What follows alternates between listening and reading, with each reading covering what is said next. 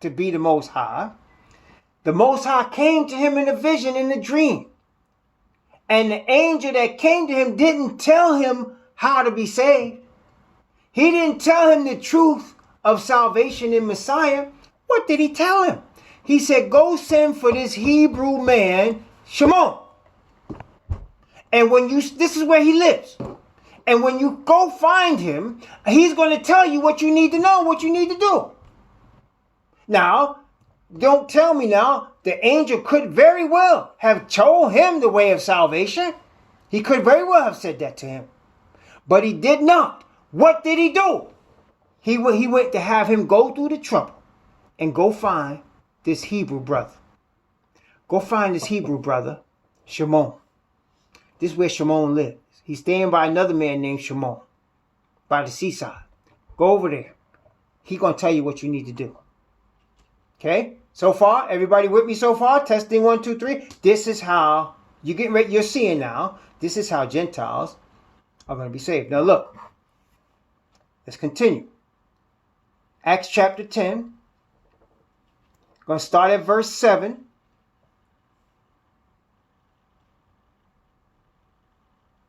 I'm going to read from verse 7. Let's see. I'm going to read verse 7 and 8 just to finish this thought here. And when the angel which spake unto Cornelius was departed, he called 2 of his household servants and a devout soldier of them that waited on him continually. And when he had declared all these things unto them, he sent them to Joppa. Okay, so now after he gets this vision, he sends 3 men. He sends 2 of his household servants and 1 devout soldier. Remember now, he was a centurion, which means he had under his charge 100 men. So he sends 1 of his 100 men with 2 household servants, 3 men. He sends them to Kaffa, to Shimon. He sends them to go get him. Because the angel told him, go get him. And he's going to tell you what you need to know, what you need to do. Okay. So he sent them. Now, meantime, Kaffa is in this house, and let's see what he's doing. Acts chapter 10, let's look at verse 9 down to verse 17. Watch carefully. On the morrow, as they went on their journey and drew nigh unto the city, Kaffa went up upon the housetop to pray about the 6th hour. And he became very hungry and would have eaten. But while they made ready, he fell into a trance and saw heaven opened and a certain vessel descending unto him as it had been a great sheet knit at the 4 corners and let down to the earth, wherein were all manner of 4-footed beasts of the earth and wild beasts and creeping things and fowls of the air. And there came a voice to him, Rise, Kaffa, kill and eat.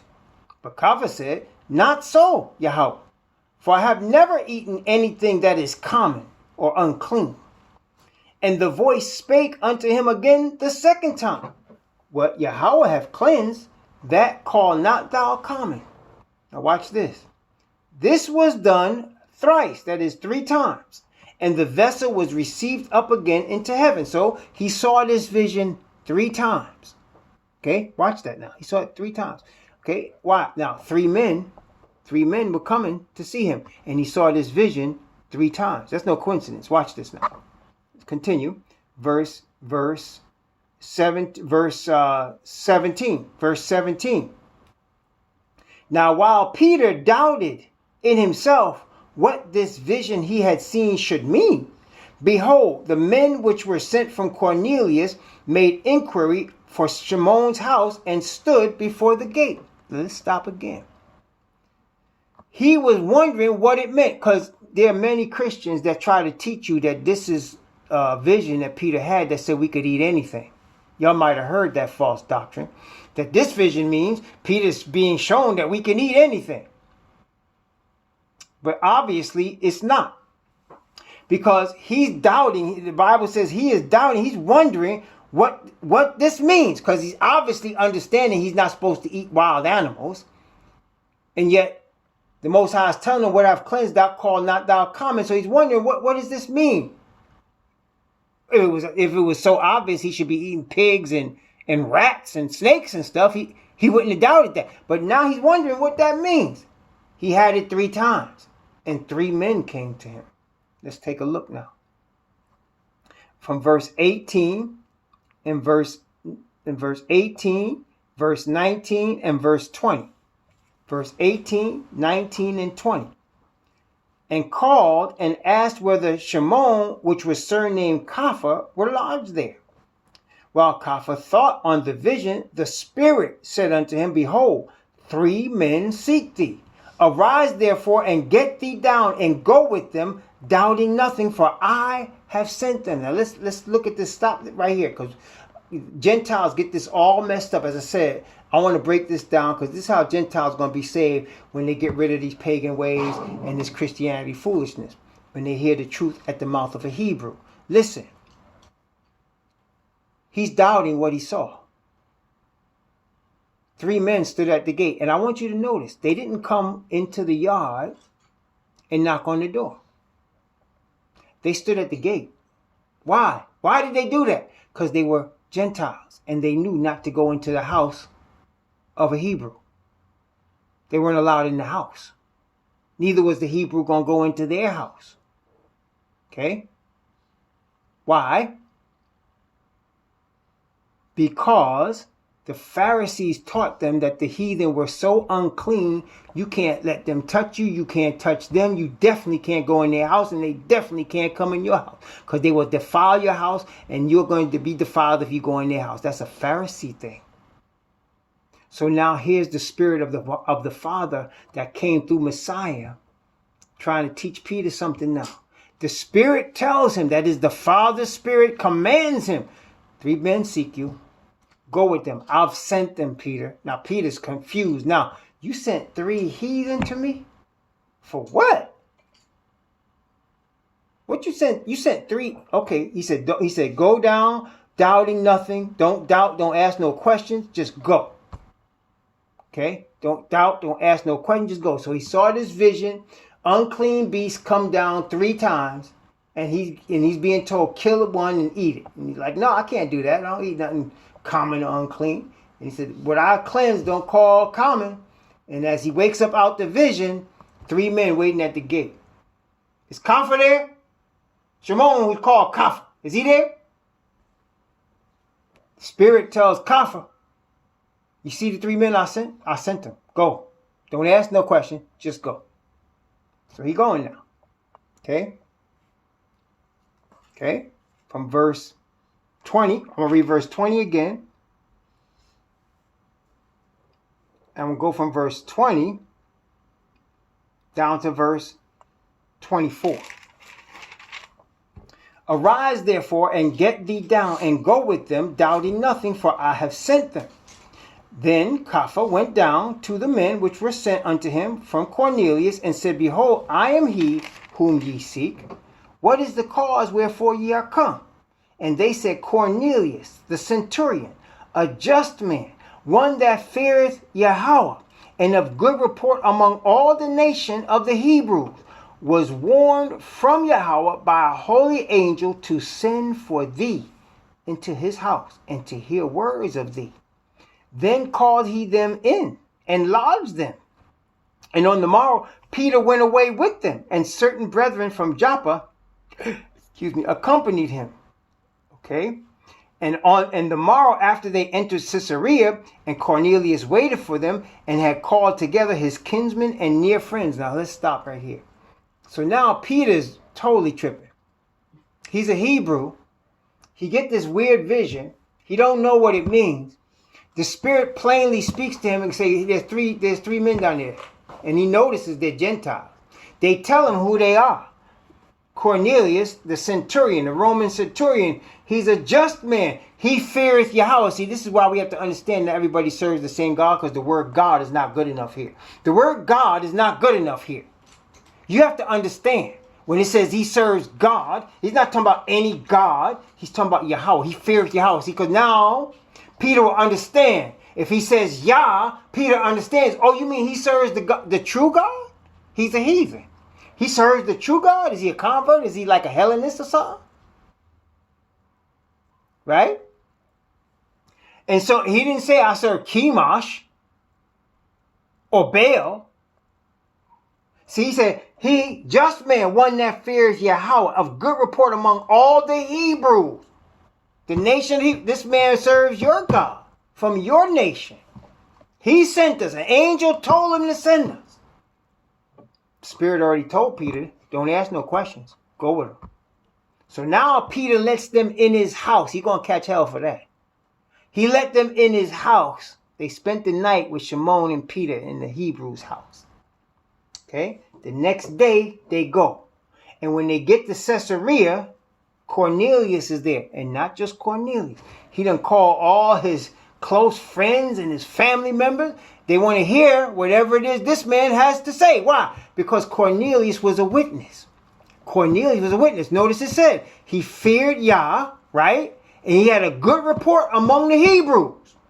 They knew this man. He was a Gentile, but he was seriously spiritual, and he wanted to serve the Hebrew God, not the gods of the nations. He wanted to serve the God of Abraham, Isaac, and Jacob. Whenever you see somebody coming to the Hebrews in the Bible, they want to serve the God of Abraham, Isaac, and Jacob, the only true God. He wanted to serve him, but he wasn't a Hebrew. He was a Gentile. And as far as Peter was concerned, I don't know what he said. Well, I don't know what they calling me for, because he ain't supposed to be coming here. I ain't seeing no heathen. But the Most High said, don't ask no questions. Go. Don't say nothing. Just go. Peter went. Man's there with all his family and his friends, everybody. Imagine now, you are called. You come in. Here's some heathen people. And they got all their family and friends. The Spirit, the Most High sent an angel. You supposed to say some words to us. You supposed to tell us the way of salvation. See, this is why, brothers and sisters, listen. This is why the teachers of the Most High must know his word and must be acquainted with his spirit. You can't be writing no notes every time you got to preach. Suppose this happened to you, Peter. You had no time to write no notes. Let me get my sermon together. Let me get my homiletics in order, like they taught me in the theology seminary. You can't do that. This is spirit-led. You understand? This is spirit-led. You can't get no master of divinity and do this. You better be ready. That's right. Be ready at all times. Peter was the one. He wrote it later. Be ready at all times to give a word. You never know when the Most High will call you to give a word. Peter's sitting on the housetop praying at noon. That's the 9th hour. It's noon. No. I'm sorry. The 9th hour is 3 o'clock. He was praying. What time was it? Let me make sure I got that straight now. He was praying the 6th hour, the noon time. 6th hour of the day. He praying up there. And all of a sudden now it's time to preach a message, man. What? To who? Some heathen. Right now. Right now. You ready? Right now. You got to know the Father. You got to be in touch with his spirit. You got to be acquainted with his word. You never know. Somebody might be scared and say, well, what am I going to say? You know what the Bible says? And they overcame Satan how? By the blood of the Lamb and by the word of their testimony. Bear witness, what has Yahweh done for you? Bear witness, what has he done for you? If he ain't done nothing for you, you don't know him. Period. If he ain't done nothing for you, you don't know him. If you ain't got no experience with him, you don't know him. It's simple as that. Anybody that you can claim to know, really know, you have some experience with. Some. You can say some, right? Otherwise, you don't know. They bore witness. And the blood of the Lamb, meaning they have received the righteousness of the Father. They have received his spirit of righteousness and they're bearing witness. When he calls you, that's your centerpiece right there. You are bearing witness of the righteousness of the Father, what has Messiah done for you after he gave you the Father's righteousness. What has he done for you? What's your testimony? What has the Spirit of the Father through the Messiah's righteousness done for you? What has he given to you? Be ready to open your mouth at any time. And if you don't have a story to tell, pray to the Father. He'll give you one. He'll give you one. Pray to the Father. So anyway, here's Peter. He walks in this house, and this man and all his family is in there. And they ready to hear a word. They've been waiting for this man. They're ready to hear a word now. Let's look at it. Acts chapter 10, verse 25 and 26. Watch this. Acts 10, 25 and 26. Acts 10, 25, 26. Notice what it says. As Peter was coming in, Cornelius met him and fell down at his feet and worshipped him. But Kepha took him up, saying, Stand up, I myself also am a man. Why would Cornelius do this? Because the heathen understood at that time they could not get this truth except it come from a Hebrew. Cornelius was so hungry, so blessed, that the Most High sought him out to cause this Hebrew man to bring him the truth. He was about to worship the Hebrew. He was treating Peter the way Yachanan treated that angel in Revelation. Because to him, that's who Peter was. That's why you need to understand. If the Hebrews are not bringing this truth, then this truth ain't being brought. That's it. That's the whole thing. If the Hebrews not bringing it, it ain't being brought. Simple as that. If the heathen going to be saved, they better pray the Hebrews understand who they are and wake up and start bringing this message. It's ordained for them to do it. So here's Cornelius. Peter got to cause the man stand, because even though I know I'm supposed to bring this message to you, I'm a man like you. You can't worship me. Worship the Most High. Just like the angel told Yachanan. See thou do it not. I'm your fellow servant. Worship Yah. Okay? And he's about to bring him the spirit of prophecy. Notice. Peter took him up. Let's look at this. Verse 27. Acts chapter 10 from verse 27. From verse 27 down to verse 33. Acts 10, 27, 33. And as he talked with him, he went in and found many that were come together. And he said unto them, Ye know how that it is an unlawful thing for a man that is a Hebrew to keep company or to come unto one of another nation. But Yahweh hath showed me that I should not call any man common or unclean. See, he wasn't talking about food. He was talking about men. The vision was about people that Peter and the Hebrew were calling common or unclean. It wasn't about eating anything. It had nothing to do with that. Nothing to do with that. Let's continue. I should not call any man common or unclean. Therefore came I unto you without gainsaying, as soon as I was sent for. I asked therefore, for what intent have ye sent for me? And Cornelius said, 4 days ago I was fasting until this hour. And at the 9th hour I prayed in my house, and behold, a man stood before me in bright clothing, and said, Cornelius, thy prayer is heard, and thine alms are had in remembrance before in the sight of Yahweh. Send therefore to Joppa, and call hither Shimon, whose surname is Kepha. He lodged in the house of one Shimon, a tanner, by the seaside, who, when he cometh, shall speak unto thee. Immediately therefore I sent to thee, and thou hast well done that thou art come. Now therefore are we all here present before Yahweh to hear all things that are commanded thee of Yahweh. So he's like, okay, what you got to say to us? The angel came and he was bright, and he said, go get this man. He gonna show us what to do. Okay, what you gonna say to us, man? We all here now. What you got to say? We all here. Now Peter understands now. He got it now. He knows the vision was about people. He knows now Messiah, the Father through Messiah teaching him, don't call people common and unclean. Yeah, I came to save the lost sheep of the house of Israel.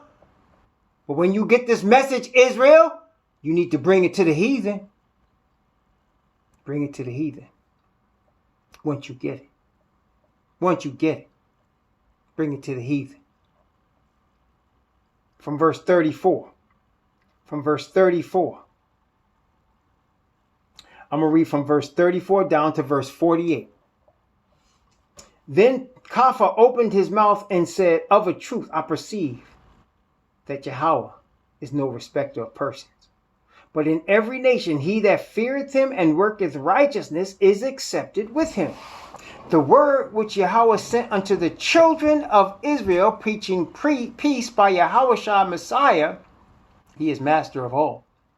That word, I say, ye know, which was published throughout all Judea, and began from Galilee, after the baptism which Yochanan preached. How Yahweh anointed Yahushua of Nazareth with the set-apart spirit and with power, who went about doing good and healing all that were oppressed of the devil, for Yahweh was with him. And we are witnesses of all things which he did both in the land of the Hebrews and in Jerusalem, whom they slew and hanged on a tree. Him Yahweh raised up the third day and showed him openly, not to all the people, but unto witnesses chosen before of Yahweh, even unto us, who did eat and drink with him after he rose from the dead. And he commanded us to preach unto the people and to testify that it is he which was ordained of Yahweh to be the judge of the quick and the dead, and to give all the prophets witness give all the prophets witness that through his name whosoever believeth in him shall receive remission of sins. While Kafah spake these words, the set-apart spirit fell on all them which heard the word, and they of the circumcision which believed were astonished, as many as came with Kafah, because that on the Gentiles also was poured out the gift of the set-apart spirit. For they heard them speak with tongues and magnify Yahweh. Then answered Peter, can any man forbid water, that these should not be baptized, which have received the set-apart spirit as well as we? And he commanded them to be baptized in the name of the Master. Then prayed they him to tarry certain days. Now, of course, he went back. If you read chapter 11, he went back and caught some hell from his brethren about going into these Gentiles, because they didn't think they were supposed to bring this message to Gentiles, but they were. And so we are seeing here an illustration, a Hebrew who understands the truth of Messiah, understands the truth of the salvation of righteousness, brings that message after he receives it, brings it to his brethren, but then once his brethren receive it, he bring it to the Gentiles. That's where we are right now. See, after this, the first century came and went, and then all of the apostles died. All the people that outlived the apostles died. And then what you had? You had some compromise with Gentiles. You had compromise with Gentiles, and they started calling themselves Christians, starting with Constantine, the emperor, the pagan emperor. And it turned into the Catholic Church. And then you had Christianity, and then you got white Jesus, and then you got what we got right now. And we came in here as slaves, and they beat us over the head with white Jesus while they got rich off our backs. And now, according to schedule, right on schedule, the Most High Spirit from the Father, in the name of Messiah, is awakening us as to who we really are. And so, it starts. The message is coming first to the Hebrews and also to the Gentiles. From the Hebrews. Now, let's go to Romans chapter 3. And we're going to go Romans chapter 3. Now we got all this background. You guys understand. We now understand that the Hebrew is awakened with the power of the righteousness and light of the Father given to him, the only true God on earth, so that he can learn who he is. He can receive the power of salvation that he is ordained to receive, so that he can use that power and gift to give this message to the heathen, to the 1/6 of them that are going to receive it. Testing 1, 2, 3. Everybody got me? All right. It's not going to come in its fullness until the Hebrews first get it in its fullness. Once the Hebrews get it in its fullness, then everybody can get it. Right now, we're in a situation where the Hebrews are just awakening. The awakening is underway, but it's just underway. It's going forward now. And he's preparing his people so that they can bring forth this message with power. When Messiah said, when this gospel of the kingdom is preached into all the world, then shall the end come. All of other things he talk about, wars and rumors of wars and famines, that's been happening. That's the common lot of the earth. Wars and rumors of wars been going on for hundreds of years, thousands of years, without stopping. Famines, pestilences, all that been happening. But the difference is this message of the gospel. This message has not gone forth. We've been hearing the heathen Christian message. That's been going forth. That's been around the world several times. Nothing changed. Still wars, rumors of wars. But when the message of the true Hebrew righteousness of the Father, the true Hebrew God comes forth, and the true Hebrew Messiah, that message is power. With that message, power that will change this earth, power that will stir up Satan, power that will bring forth Messiah. Romans chapter 3. We're going to start where we left off. Verse 20, Romans chapter 3, verse 20. Let's go from verse 20 to verse 26. Romans chapter 3, 20 to 26. Notice what it says. Therefore, by the deeds of the law, there shall no flesh be justified in his sight. For by the law is the knowledge of sin.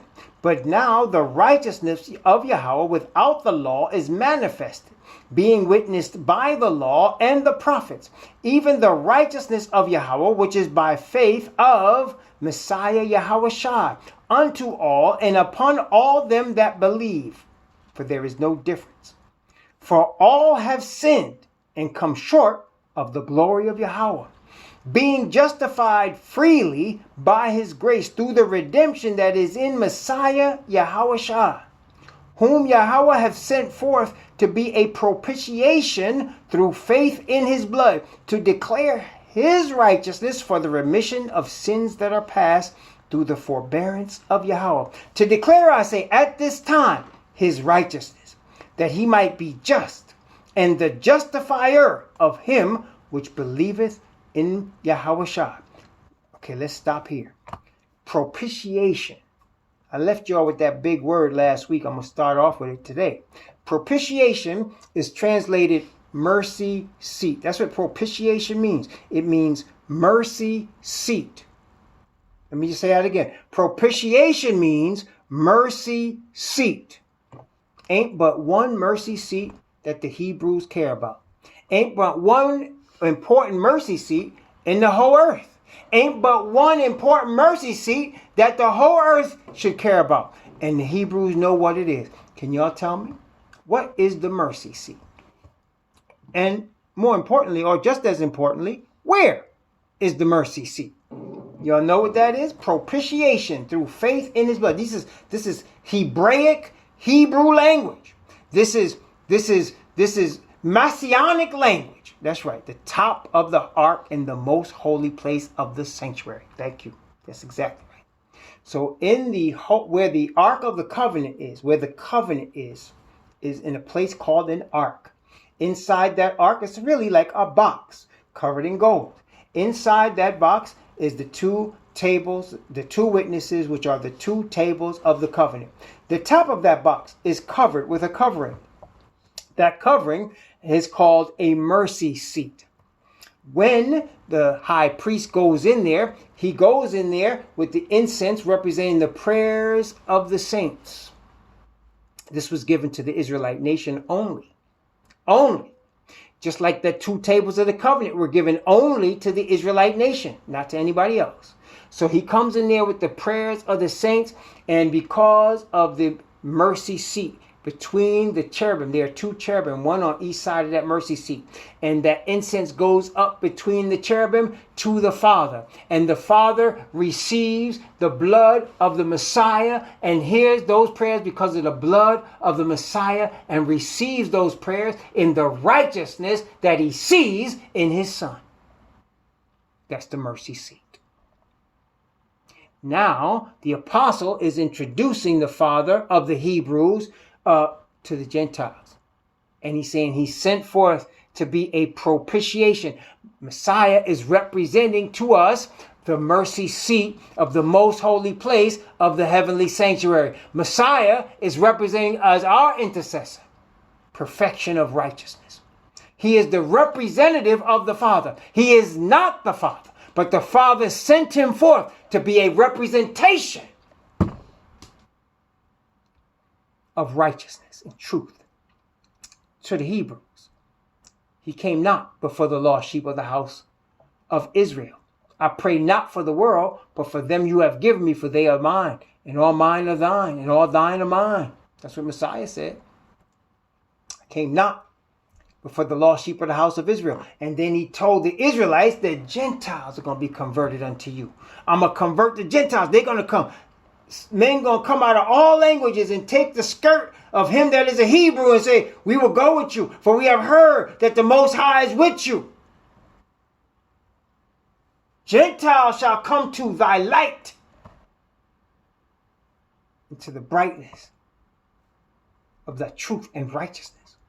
Therefore, love the truth and peace. Praise the Most High, what the word said.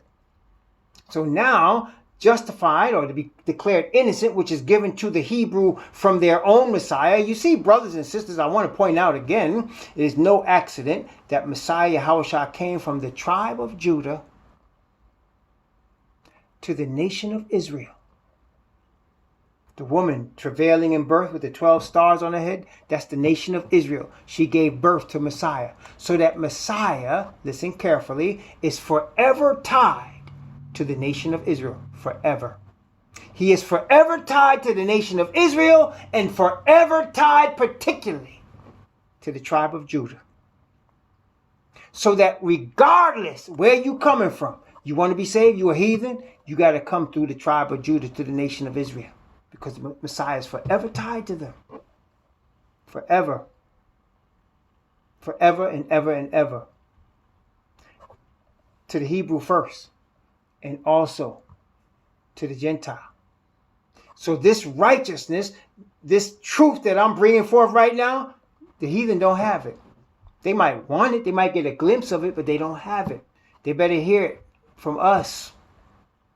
That you can overcome all your sins that are past. See, brothers and sisters, is it not true? Our past causes us sometimes to do dumb things in our present. Is that true? Our past cause us to do dumb things. The mistakes of our past cause us to make dumb decisions and do dumb things in our present. Well, the Bible is telling us right here, through the righteousness of the Father given to us through the Hebrew Messiah, he can cause all the sins of the past to be washed away. He can cause you to be declared innocent, not because you are, but because Messiah, your propitiation, your mercy seat, took your sins because you asked him to. Because you prayed to the Hebrew Messiah.